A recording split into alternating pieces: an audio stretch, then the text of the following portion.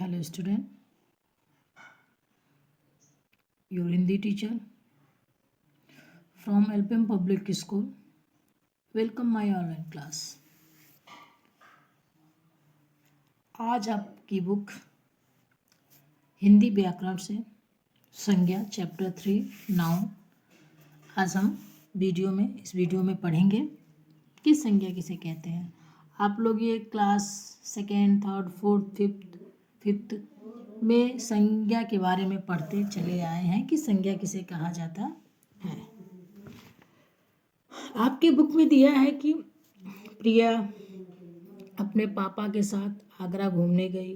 वहाँ उन्होंने खूब सारे खिलौने और मिठाइयाँ खरीदी। फिर वो ताजमहल देखने गई। यह अपनी सुंदरता के लिए प्रसिद्ध है। ताजमहल को शाहजहां ने अपने बेगम मुमताज़ महल की याद में बनवाया था। वह मुमताज़ से बहुत प्रेम करता था। इन वाक्यों में आए रंगीन शब्द किसी व्यक्ति, वस्तु, स्थान या भाव के नाम है। कह रहे हैं कि आपके फिगर में दिया है प्रिया, पापा, आगरा, खिलौने, मिठाई, ताजमहल, सुंदरता, ताजमहल, शाहजहां, मुमताज़ महल, याद, मुमताज़, प्रेम। आपके बुक में दिया है ये जितने भी रंगीन शब्द हैं ये क्या है? किसी व्यक्ति, वस्तु, स्थान व भाव को बता रहे हैं। अब पूछोगे कैसे? तो प्रिया एक लड़की का नाम है, पापा भी इंसान है, आगरा एक स्थान है, खिलौना मिठाई वस्तु है, ताजमहल स्थान है, सुंदरता एक भाव है। तो बता रहे हैं कि जितने भी रंगीन शब्द हैं वो किसी न किसी व्यक्ति, वस्तु, स्थान या भाव को के नाम है। जैसे दिया है व्यक्ति, वस्तु, स्थान और भाव। प्रिया, पापा, शाहजहां, मुमताज़ ये सारे व्यक्ति हैं। वस्तु में खिलौने मिठाइयाँ हैं, स्थान में आगरा ताजमहल है और भाव में याद है, सुंदरता है और प्रेम है। अलग अलग करके दिया है तो सीधी और सिंपल सी बात है कि संज्ञा किसे कहते हैं। तो आप यही बोलोगे जो आपके इस लाइन में अभी जस्ट ये दिया है कि क्या दिया है कि किसी व्यक्ति, वस्तु, स्थान या भाव के नाम को यहाँ दिया गया। यही आपका संज्ञा है। कोई परिभाषा पूछ दे आपसे कि संज्ञा किसे कहते हैं तो आप बोलोगे किसी भी व्यक्ति, वस्तु, स्थान, प्राणी या भाव के नाम को जो बोध कराने वाले शब्द होते हैं वो क्या कहलाते हैं? संज्ञा कहलाते हैं। आपके बुक में ही दिया है किसी भी वस्तु, व्यक्ति, प्राणी, स्थान या भाव आदि का बोध कराने वाले शब्द क्या कहलाते हैं? संज्ञा कहलाते हैं। संज्ञा के दो भेद हैं। नाउन, जिसको आप इंग्लिश में भी पढ़ते हो नाउन के रूप में, इसके भेद हैं। कितने भेद हैं? 3 भेद हैं। व्यक्तिवाचक, जातिवाचक और भाववाचक। आपने ऊपर ये पढ़ा था ना, यहाँ पे व्यक्तिवाचक, जातिवाचक और भाववाचक। तो आप इसके 3 अंग हैं, व्यक्तिवाचक, जातिवाचक और भाववाचक। पहला हम पढ़ेंगे व्यक्तिवाचक। संज्ञा किसे कहते हैं? जो शब्द किसी एक विशेष व्यक्ति, स्थान या वस्तु का बोध कराता है। जो शब्द किसी एक विशेष अलग खास होता है, जो बहुत खास होता है, विशेष होता है, महत्वपूर्ण होता है। तो जो शब्द किसी विशेष व्यक्ति, स्थान या वस्तु का बोध कराता है उन्हें व्यक्तिवाचक संज्ञा कहते हैं। जैसे चांद मीनार विश्व की ऐतिहासिक इमारत है। चार मीनार जो क्या है, वो विश्व की ऐतिहासिक इमारत है। आपके किताब में दिया है कि जब जो शब्द किसी विशेष व्यक्ति, स्थान, वस्तु का बोध कराता है उन्हें व्यक्तिवाचक संज्ञा कहते हैं। तो ये जो चार मीनार है वो विश्व का ऐतिहासिक इमारत है, यानी ये विशेष है।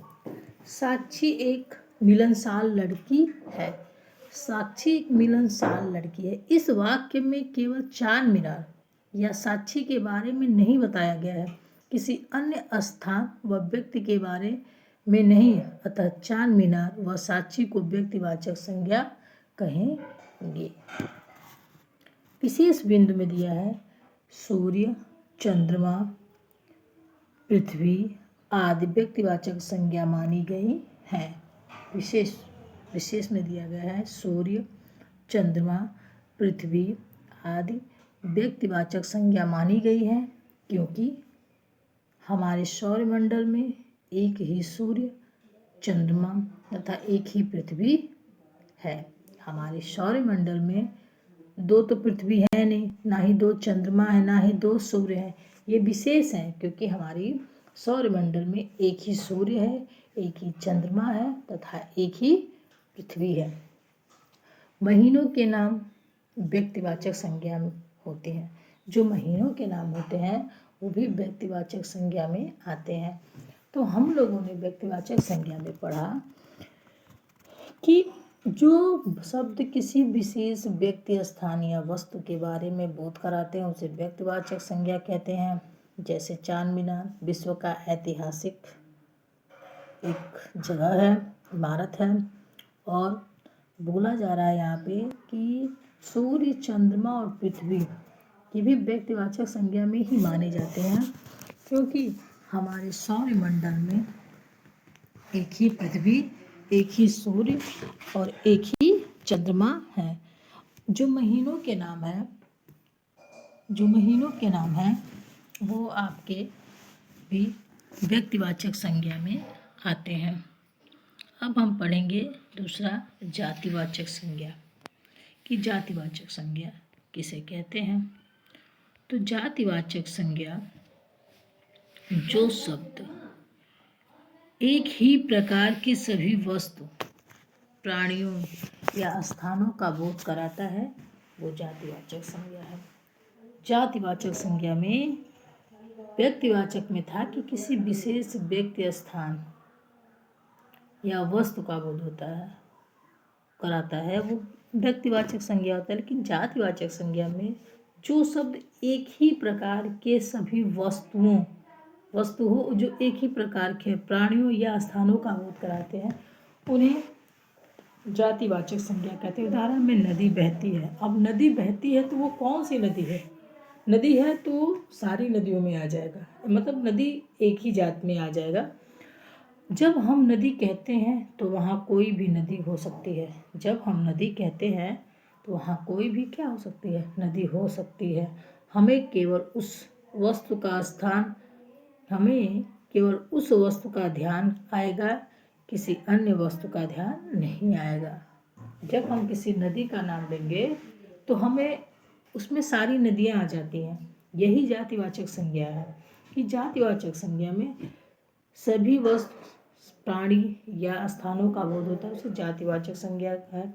जैसे नदी बहती है, अब वो कौन सी नदी? उस नदी में सारी नदियाँ आ गई।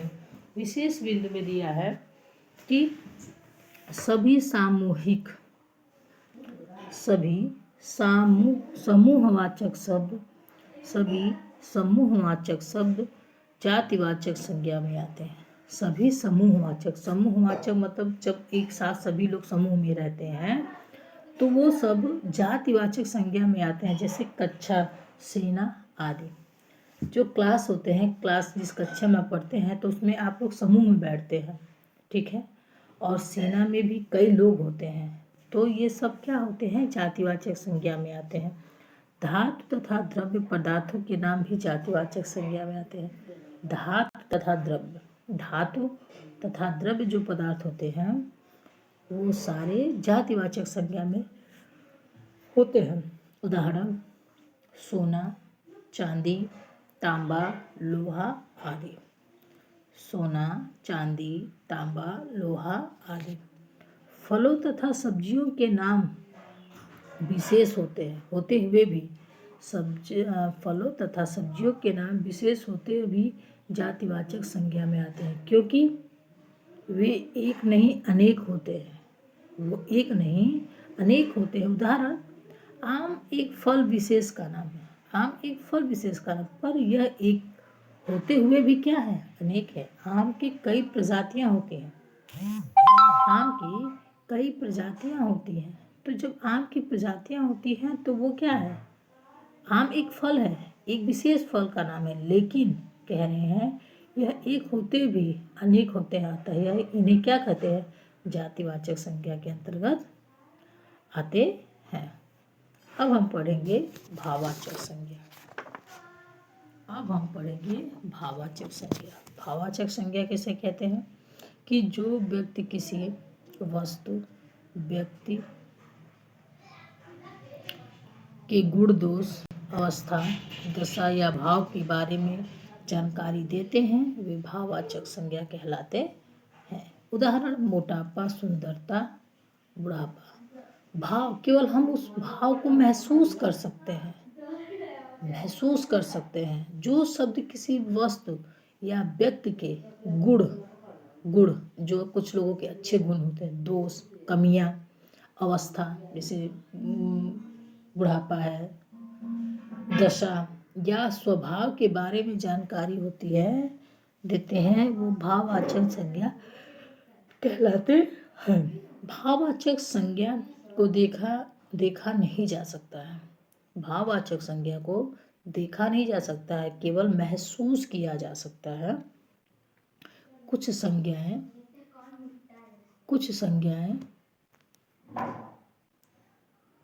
मूल रूप से भाववाचक होती हैं। उदाहरण, सत्य, परोपकारी, ईमानदार, दुख, सुख आदि।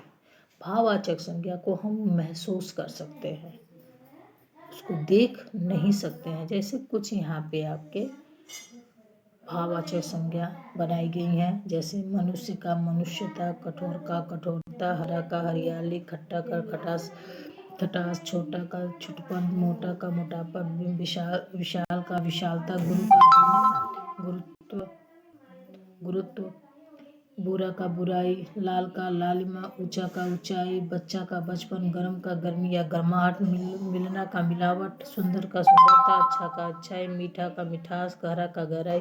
ये सब भाववाचक संज्ञाएं बनाई गई हैं। आज हम लोग आपकी व्याकरण से संज्ञा पढ़ा ना हो, जो बाकी की चीज़ें हैं वो हम आपको नेक्स्ट वीडियो में पढ़ाएंगे। Thank you.